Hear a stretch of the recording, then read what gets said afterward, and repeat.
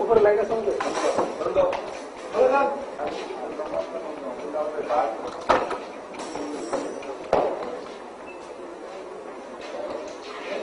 चल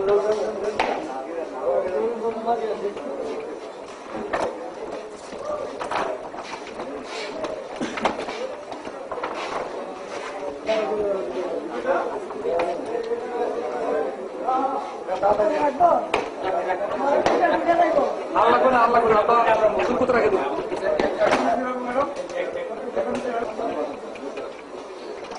আচ্ছা এখন নিচে রাখে নিচে রাখে নিচে রাখে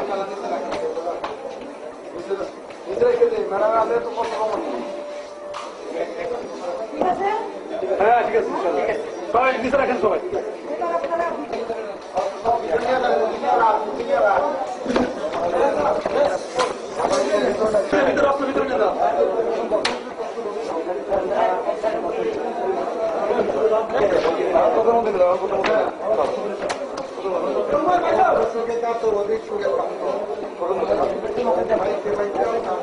আপনার পরে নেই আগে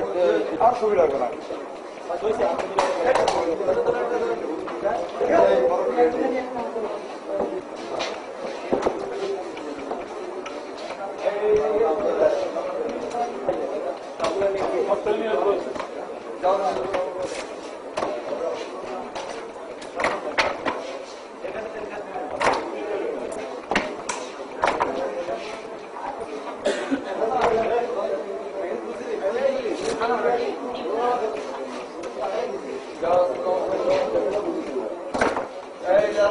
এখানে রাখা আমার তো কোথায়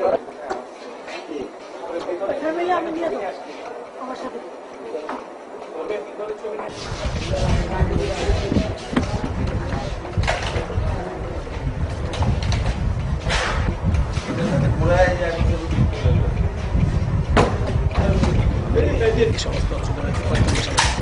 বিডিআর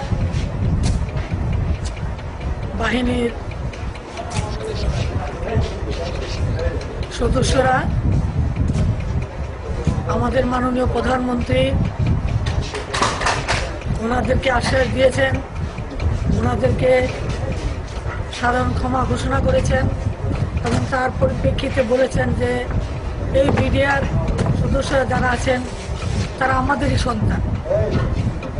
আমিও তাদেরকে বলছি যে তোমরা আমার সন্তানের মতো, মাননীয় প্রধানমন্ত্রীর কাছে আমাকে পাঠিয়েছেন, তোমাদের কাছে যে অস্ত্র আজকে আমার কাছে তোমাদের জমা দিতে হবে। সেই মাননীয় প্রধানমন্ত্রীর সেই কথার উপরে তারা বিশ্বাস স্থাপন করে এবং আমার কথার উপর বিশ্বাস স্থাপন করে আমার সাথে আছেন মাননীয় আইন প্রতিমন্ত্রী অ্যাডভোকেট কামরুল ইসলাম, আমাদের পুলিশের আইজিপি সাহেব মোহাম্মদ সাহেব আছেন। এখন আমাদের সামনেই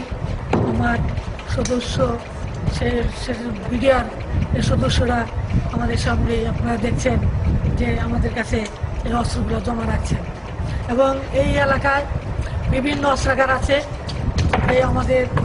এই সদস্য ভাইয়েরা, আমার সন্তানেরা আজকে তারা এইগুলো জমা করছে এবং তাদেরকেও আমি কথা দিয়েছি যে এখানে তাদের উপর আর কোনো রকমের তারা যেটা ভয় পাচ্ছিল যে সেনাবাহিনীর তাদের উপর আক্রমণ হতে পারে, আমি তাদের কথা দিয়েছি যে সেনাবাহিনীর কোনো রকমের আক্রমণ তোমাদের উপর হবে না। তার জন্য আমি তোমাদের মায়ের মতো, তোমাদের মা হিসেবে আমি দায়িত্ব নিলাম। কাজে আজকে দেশবাসীর কাছে আমি কিন্তু বলতে চাই যে আজকে আপনারা দেখেছেন যে আজকে সকাল থেকে এই বিডিআর পিলখানায় যে একটা অস্বাভাবিক পরিস্থিতি যেটা সৃষ্টি হয়েছিল এবং আমাদের মাননীয় প্রধানমন্ত্রীর হস্তক্ষেপে তিনি এই আমাদের কিন্তু অনেকে কথা বলেছে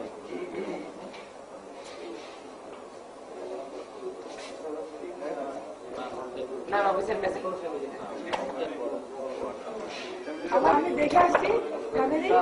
এখন নাই বাদ যেই কটা আছে আমি এই জন্য